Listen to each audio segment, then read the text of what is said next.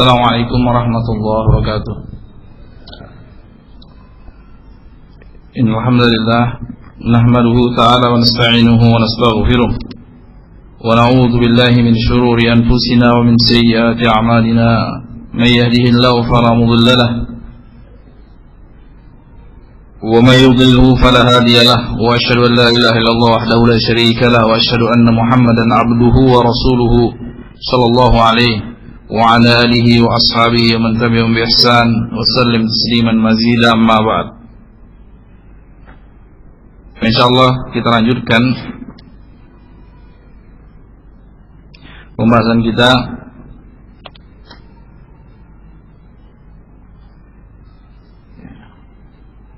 kemarin telah disinggung tentang jauhnya perbedaan antara kenikmatan seseorang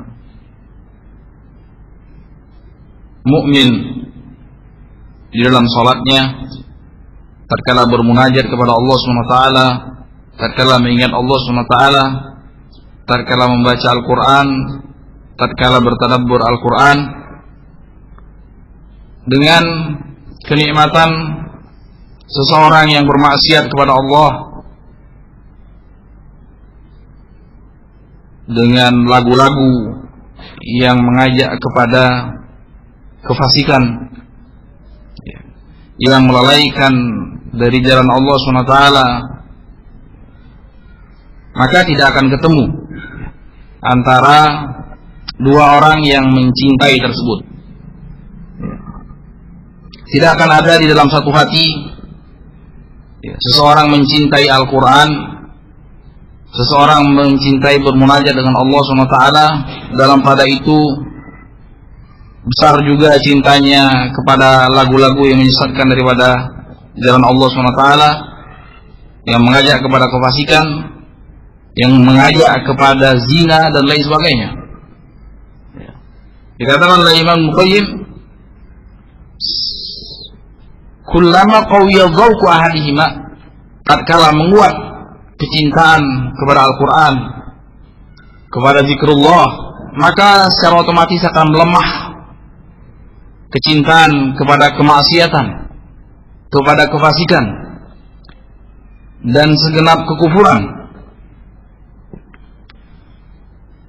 Dan pembahasan kita yang berkaitan dengan salat, beliau lanjutkan, falam annahu la raiba anna as-salata qurratu ayunin muhibbin.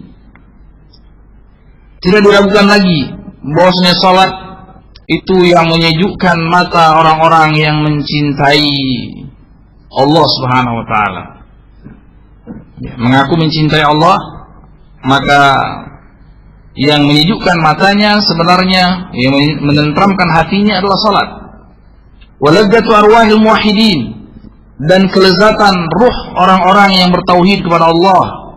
Wa bustanul abidin, dan taman yang indah bagi orang-orang yang beribadah kepada Allah SWT. Wa ladzatin nufusil khashi'in, dan kelezatan yang tiada tara bagi jiwa-jiwa yang khusyuk kepada Allah Subhanahu wa taala. Wa mahki ahwalis sadiqin wa mizani ahwalis salikin wa hiya rahmatullahil muhda ila ibadihil mu'minin. Dan ini patokan orang-orang yang berjalan kepada Allah SWT. Semakin lurus jalannya kepada Allah, maka semakin dia merasakan kehusuan, kedamaian di dalam salatnya, dan dia merupakan rahmat, bukti kasih sayang Allah SWT yang Allah berikan kepada hamba-hambanya yang beriman. Tidak diberi kenikmatan di dalam salat kecuali hamba-hamba Allah Subhanahu wa taala yang terpilih. Rahmat yang hakikiyah, kasih sayang yang sebenarnya yang Allah curahkan kepada kaum mukminin. Hadahum ilaiha wa arrafahum biha wa ahdaha ilaihim ala yadi rasulis sadiqil amin. Allah SWT anugerahkan kepada kaum mukminin salat tersebut Allah perkenalkan melalui jalan Rasulullah SAW. Karena yang menggariskan Allah SWT memerintahkan dalam Al-Quran secara umum, wa aqimus shalah, tegakkanlah salat. Akan tapi secara detailnya adalah Rasulullah SAW. Dia bersabda, "Shallu kama ra'aitumuni usalli." Salatlah sebagaimana kamu melihat aku salat. Ya, tentu saja salat bukan hal yang berkaitan dengan lahiriahnya saja. Akan tapi secara lahir maupun batin kita diperintahkan oleh Rasulullah SAW untuk meniru beliau semaksimal mungkin. Wa ikraman lahum liyanalu biha syarafa karamatihi. Ini sebagai bentuk kemuliaan dari Allah Subhanahu wa taala kepada kaum mukminin. Sebagai bukti kasih sayang Allah Subhanahu wa taala kepada kaum mukminin agar kaum mukminin mencapai derajat kemuliaan di sisinya. Wal fauza bi qurbihi la li hajatin minhu ilaihim. Dan keberhasilan, kesuksesan seutuhnya di sisi Allah Subhanahu wa taala bukan karena hajat Allah kepada kaum mukminin, bukan. Bukan karena Allah Subhanahu wa taala membutuhkan salatnya kaum mukminin, bukan. Tapi itu adalah minnatun minhu. Salat minnah, minnatan minhu, karunia Allah Subhanahu wa taala, anugerah Allah Subhanahu wa taala yang terbesar, termasuk yang terbesar. Di dalamnya ada tauhid. Di dalamnya ada cinta kepada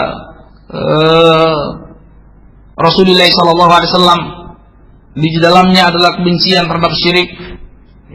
Di dalamnya ada kebencian terhadap perkara-perkara kemungkaran. Secara otomatis di dalam salat tersebut. Wa tafaddulan alaihim. Karunia Allah SWT atas mereka. Wa ta'abbada biha qulubuhum wa jawarihuhum jami'an. Sehingga hati-hati kaum mukminin, kalbu-kalbu kaum mukminin berikut jawarinya, anggota tubuhnya secara utuh menghambakan diri kepada Allah SWT dalam salat tersebut. Wa ja'ala hazzal qalbil 'arif minha akmal wa 'azamaha. Ini yang perlu digarisbawahi. Wa ja'ala hazzal qalbil 'arif minha akmal al-hadzain wa 'azamiha. Wa 'azamaha. Ya, dan Allah jadikan bagian peribadahan qalb, ya. Peribadahan kalbu, hati hamba-hambanya yang arif, yang mengerti tentang Allah SWT, yang memiliki ma'rifah terhadap Allah SWT dan peribadahan kepadanya, ini lebih sempurna, lebih lengkap, lebih afdal daripada yang berkaitan dengan peribadahan fisik, daripada dengan gerakan-gerakan anggota tubuh, dengan bacaan-bacaan lisan, bacaan hati dan gerakan hati, peribadahan hati ini lebih diutamakan dalam permasalahan ini.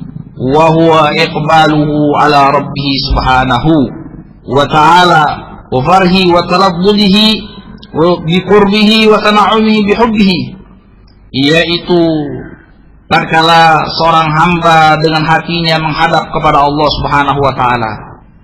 Ya, bukan cuma anggota badannya saja menghadap kepada Allah Subhanahu wa taala. Bukan cuma raganya saja yang sujud menghadap kepada Allah Subhanahu wa taala, akan tapi batinnya semestinya dia juga sujud kepada Allah Subhanahu wa taala. Ya. Sebagaimana dikatakan oleh Imam Al-Hasan Al-Basri rahimahullah taala tatkala ditanya tentang tafsir simahum fi wujuhi min athari sujud, ya, dan terlihat, ya,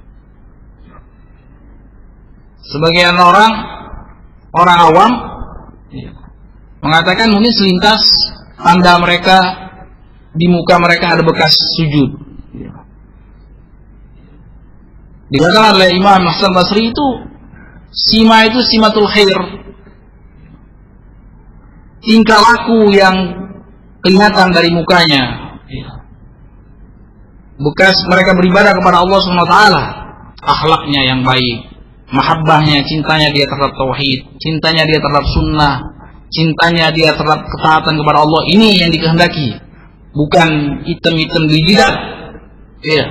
Dikatakan oleh Imam Hasan Basri, fima makna, bisa jadi seorang di jidatnya ada hitam luar biasa, karena sujud. Akan tapi qalbu akbar min Fir'aun, hatinya ya mungkin kafirnya kurang lebih dekat-dekat dengan Fir'aun. Iya. Waliyadzubillah. Artinya apa? Artinya tatkala hatinya tidak diserahkan kepada Allah Subhanahu wa taala. Hatinya tidak diserahkan kepada Allah Subhanahu wa taala, diserahkan kepada selain Allah Subhanahu wa taala. Tidak di dalam salat. Akan tapi orang-orang yang arif, yang memiliki ma'rifah terhadap Allah Subhanahu wa taala dan terhadap peribadahan kepada Allah Subhanahu wa taala, dia jadikan persentase peribadahan hatinya kepada Allah, terkhusus di dalam salat, itu lebih dia perhatikan detailnya, gerakan hatinya kemana, bisikan hatinya, munajatnya dia kepada Allah, dia perhatikan. Bukan cuman ketika mulai dari takbiratul ihram, apakah takbiratul ihram bareng ucapannya dengan angkat tangan. Ada 3 riwayat di situ. Ini kan gampang dipelajari.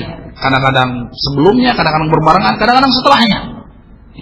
Kemudian ada riwayat yang menyebutkan bahwasanya mengangkat tangan tatkala takbiratul ihram sejajar dengan telinga. Ada riwayat sejajar dengan bahu, ada yang tengah-tengahnya. Dan selanjutnya selesai, gampang. Orang munafik juga tahu seperti itu. Orang-orang orientalis ngerti betul. Ada yang menulis Mu'jam Fahras, itu luar biasa, dia kumpulkan hadis-hadis Rasulullah SAW tentang sholat, tentang zakat, tentang haji. Tapi hatinya waliyadzubillah jauh daripada hidayah Allah SWT. Dia selesaikan hadis-hadis itu, tapi tetap saja dalam keadaan nasara. Luar biasa, dan jadi rujukan kitabnya itu, Mu'jam Fahras. Ya. Wa iqbalu ala rabbih subhanahu wa farhihi wa talazzudhihi bi qurbihi wa tana'imi bi hibbihi. Ya. Bagaimana dia merasakan lezatnya berhubungan dengan Allah Subhanahu wa taala, lezatnya berdekatan dengan Allah Subhanahu wa taala. Wa insirafu halal qiyami lahu bil ubudiyah al-iltifat ila ghairi ma'budihi, dan dia serahkan seutuhnya tatkala dia beribadah kepada Allah SWT, dia palingkan daripada yang selain Allah SWT. Jadi ketika salat dia konsentrasi menghadap Allah SWT, tidak menghadap kepada selainnya. Wa takmilu huquq ubudiyati dhahir wa batinan, dia sempurnakan hak-hak peribadahan kepada Allah di dalam salatnya secara lahir maupun secara batin. Hatta taqa ala al-wajhi alladhi yardahu rabbuhu subhanahu, sampai salat tadi diserahkan kepada Allah SWT sesuai dengan bentuk yang Allah Subhanahu wa taala ridhoi. Ya. Sesuai dengan bentuk yang Allah Subhanahu wa taala ridhoi. Ya, dan insyaallah dengan taufik dari Allah SWT kita akan mempelajari hal-hal yang berkaitan dengan hadzul arif tadi, yang semestinya tugas yang semestinya perlu diperhatikan bagi orang-orang yang diberikan ma'rifat tentang Allah Subhanahu wa taala, yaitu kemana gerakan hatinya dan suara hatinya tatkala bermunajat kepada Allah SWT dalam salatnya, bukan cuma gerakan-gerakan fisiknya yang tidak beda antara seorang munafik dengan seorang sahabat Rasulullah SAW. Ya kan? Kaum munafikin salat bersama Rasulullah SAW, salat di belakang Rasulullah SAW. Ya. Tapi jauh antara ibadah yang dilakukan oleh sahabat Rasulullah SAW dan ibadahnya kaum munafikin. Ya. Yura'una an-nas wa la yadhkuruna Allah illa qalila. Ya. Mereka berdiri dalam salat dalam keadaan malas, ya, riya. Kemudian mereka tidak berzikir kecuali sedikit. Ya. Zikirnya kaum mukminin ya mungkin pas ketemu orang-orang soleh, ya, ketemu sahabat baru kelihatan dia berzikir. Ya. Tidak berzikir kecuali sedikit saja. Ya. Ciri-ciri orang munafik. Makanya tatkala Ali radhiyallahu taala anhu ditanya tentang orang-orang Khawarij, apakah mereka kafir? Ya. Bukan. Minal kufri farru. Mereka tidak kafir, kata Ali. Ya. Ya. Mereka tidak kafir. Apakah mereka munafik? Bukan. Ya. Munafik la yadhkuruna Allah illa qalila. Munafik tidak berzikir kecuali sedikit. Paling tidak selamat dari kufur dan nifaq mereka. Orang-orang Khawarij yang bukan seperti ibadiyah dan lain sebagainya.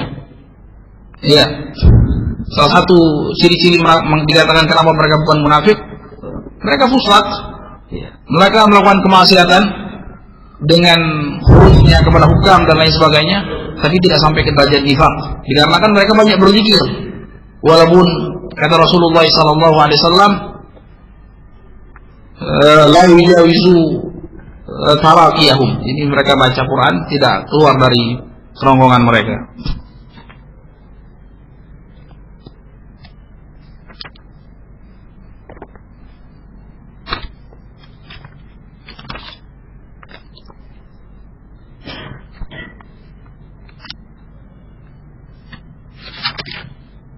Bismillahirrahmanirrahim. Qala al-Hafidz Ibnu Hajar rahimahullah taala, berkata Habib Ibnu Hajar di dalam kitabnya Bulughul Maram,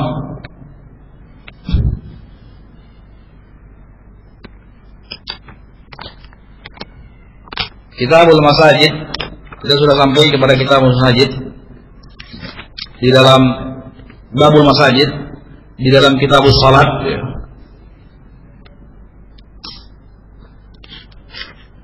An Aisyah radhiyallahu anha qalat amara Rasulullah sallallahu alaihi wasallam bi bina'il masajid fi dur wa tunadhab wa tutayyib rawahu Ahmad wa Abu Dawud wa Tirmidzi wa sahih irsalah.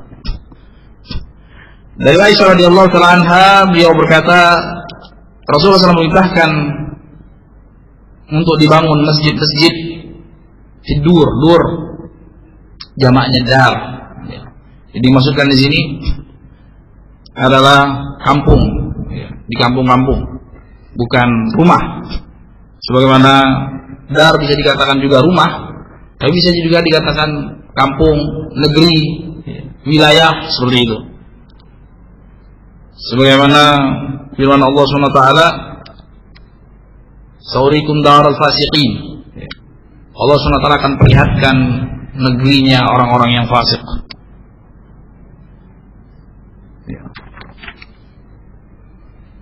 Wa antunadzab wa tutayyib.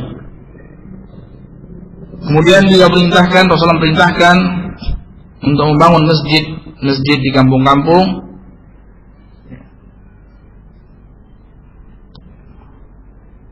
Kemudian beliau perintahkan juga untuk dibersihkan dan dikasih wangi-wangian. Hadis ini diriwayatkan oleh Muhammad, Abu Dawud, Tirmidzi dan Sahih irsal, disahihkan irsalnya. Ya, hadis ini secara disiplin ilmu hadis yang mursal. Hadis yang mursal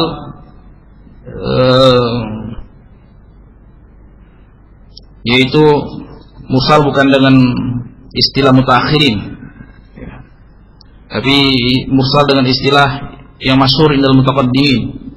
Jadi yang benar di sini terputus sanadnya, itu tidak disebutkan sahabatnya di sini. Jadi Hisham bin Urwah an abihi an Rasulillah SAW. Jadi tidak ada Aisyahnya. Ini hadis riwayat yang lebih kuat, karena yang meriwayatkan dari Hisham itu Abda bin Sulaiman, Waqi' dan Sufyan bin Uyainah. Ini asbatun nas fi Hisham, diselisih oleh rawi-rawi yang tidak sederajat dengan mereka bertiga. Di antaranya Zaid bin Qudamah, thiqah tapi tidak sekuat mereka bertiga. Kemudian dua rawi yang lain yang tidak thiqah. Baik, alhasil hadisnya tidak bisa ditelakkan, disandarkan kepada Rasulullah SAW. Akan tapi sering kita ingatkan bahwasanya tidak selalu hadis yang tidak sabit dari Rasulullah SAW, tidak sahih, kemudian maknanya kemudian kita tolak, tidak bisa. Sisi makna lain, sisi pembahasan secara ilmu hadis tersendiri, sisi makna tersendiri. Sisi secara ilmu hadis ini dikatakan sahih. Hadis ini dikatakan, adapun secara hukumnya, belum tentu hadis yang sahih bisa dipakai hukumnya, karena bisa jadi hadisnya mansukh, hukumnya diganti dan lain sebagainya. Bisa jadi dan lain sebagainya. Demikian juga hadis yang dhaif, tidak bisa kita katakan maknanya langsung kita tolak. Banyak contohnya. Lihat umum hadis yang lain, mungkin ada makna yang memperkuat, walaupun kita tidak katakan hadis ini dari Rasulullah SAW. Ini perlu diperhatikan. Jangan mentang-mentang hadis dhaif. Lihat dulu, ada hadis yang umum sifatnya, ada hadis yang khusus yang memperkuat hadis tersebut. Iya. Dan makna-maknanya ini semuanya benar. Makna-makna yang terkandung di sini semuanya benar. Ini setelah kita bahas sebelumnya tentang khusyuk di dalam sholat. Di sini Imam Al-Hafidz Ibnu Hajar membawakan babul masajid, karena ada hubungannya, korelasi yang tidak bisa dipisahkan antara sholat dan masjid. Sholat dan masjid, iya. Terutama bagi laki-laki, pendapat yang wajib, dia wajib ain, fardu ain. Buktinya terkala ada seorang yang buta minta izin kepada Rasulullah SAW, ini paling gamblang hadisnya, untuk sholat di rumahnya. Buta juga, buta, tidak ada yang membimbing, gaib, tidak ada gaibnya. Dia izin untuk sholat di rumahnya. Kata Rasulullah, atas maun nida, apakah engkau dengar azan? Berarti engkau tidak tuli kalau engkau dengar azan. Iya. Ajib, kata Rasulullah, datang kalau gitu. Ini untuk kelas orang buta, tidak ada gaibnya lagi. Iya. Apalagi orang yang sehat walafiat. Dan seperti ini keadaan Rasulullah SAW dan para sahabatnya. Perkara masjid ini perkara yang besar. Perkara masjid perkara yang besar. Rasulullah SAW bersabda, ahabbul bilad ilallah subhanahu wa ta'ala masajiduha wa abghaduha ilallah subhanahu wa ta'ala aswaquha. Hadis diriwayatkan oleh Imam Muslim dari Abu Hurairah radhiyallahu ta'ala anhu. Tempat yang paling dicintai oleh Allah Subhanahu wa taala masjid. Terkala masjid itu diramaikan dan beribadah kepada Allah Subhanahu wa taala. Masjid dibangun di atas sunnah, dibangun di atas tauhid. Tempat yang paling dicintai oleh Allah Subhanahu wa taala masjid-masjid. Dan tempat yang paling dimurkai oleh Allah Subhanahu wa taala pasar. Mall dan segala isinya. Macam-macam kan mall. Ada biliar, ada diskotik, ada segala macamnya, waliyadzubillah. Dikatakan oleh Imam An-Nawawi rahimahullah taala, kenapa masjid tempat yang paling dicintai oleh Allah Subhanahu wa taala? Karena mahal nuzul rahmah, tempat turunnya rahmat Allah Subhanahu wa taala. Dan pasar kebalikannya. Apa kebalikannya? Berarti tempat turunnya murka Allah SWT. Lihat, kita lihat bagaimana kedamaian yang kita rasakan. Ya. Terkala kita masuk ke dalam masjid, apalagi masjid yang dibangun di atas sunnah, masjid yang disiarkan siar tauhid dan sunnah. Beda kalau kita masuk ke pasar, orang yang sehat hatinya, itu tersiksa dia masuk pasar. Ya. Karena apa? Karena dia menyaksikan murka Allah SWT. Ya. Mahal nuzul. Ya. Sebaliknya, tempat turunnya murka Allah SWT. Iya, kemaksiatan, kefasikan, aurat, buka aurat, ikhtilat dan lain sebagainya. Iya. Dan kebalikannya, orang-orang yang sakit hatinya masuk masjid pusing dia. Ya, masuk masjid gerah. Ya. Masuk pasar adem. Wah, terang. Tadinya ada lemes-lemes gitu. Masuk pasar, masuk mall, wah, sehat walafiat. Waliyadzubillah. Ya. Padahal kata Rasulullah SAW, tempat yang paling dicintai Allah adalah masjid. Kenapa? Tempat turunnya rahmat. Ya, kalau ingin dapat rahmat Allah, ya ini tadi. Salah satunya senang dengan masjid. Ya. Salah satunya sabatun yudhilluhum Allahu yawma la dhilla illa dhilluh. 7 kelompok manusia yang Allah naungi di hari kiamat, yang mana tiada naungan kecuali naungannya. Di antaranya apa? Rajulun qalbuhu mu'allaqun bil masajid. Seorang yang hatinya selalu berkait dengan masjid. Iya, ini dapat janji Allah SWT. Sebaliknya, tempat turunnya murka Allah paling dibenci oleh Allah SWT, pasar situ. Kita lihat kan? Itu lihat tuh, orang yang demen di pasar, orang yang demen nongkrong di mall tuh. Ada nggak dia untuk melihat dia damai, merasa tentram di masjid? Enggak. Paling terpaksa ke masjid. Iya. Terpaksa. Itu pun pokoknya paling cepat, pengen paling terakhir datang, paling cepat keluar. Ya. Tapi kalau ke pasar, paling awal datang, paling akhir pulang. Ya, kebalikannya. Sama seperti kemarin. Ya. Sama seperti kemarin. Dikatakan oleh Ibnu Qayyim rahimahullah taala. Ini sama, ada kaitannya. Seorang yang hatinya mencintai Al-Qur'an, seorang hatinya tentram dengan Al-Qur'an, tentram dengan berzikir kepada Allah SWT, semakin dia mencintai perkara tersebut, semakin mendarah daging, semakin dia merasakan kebencian terhadap perkara-perkara yang bertentangan dengan Al-Quran, dengan kemaksiatan, dengan kekufuran, dengan kebid'ahan, dengan segala macam hal-hal disebutkan secara khusus seperti yang kemarin, sama seperti lagu-lagu yang mengajak kepada kefasikan dan lain sebagainya. Ini semakin kuat, berarti yang satunya semakin lemah.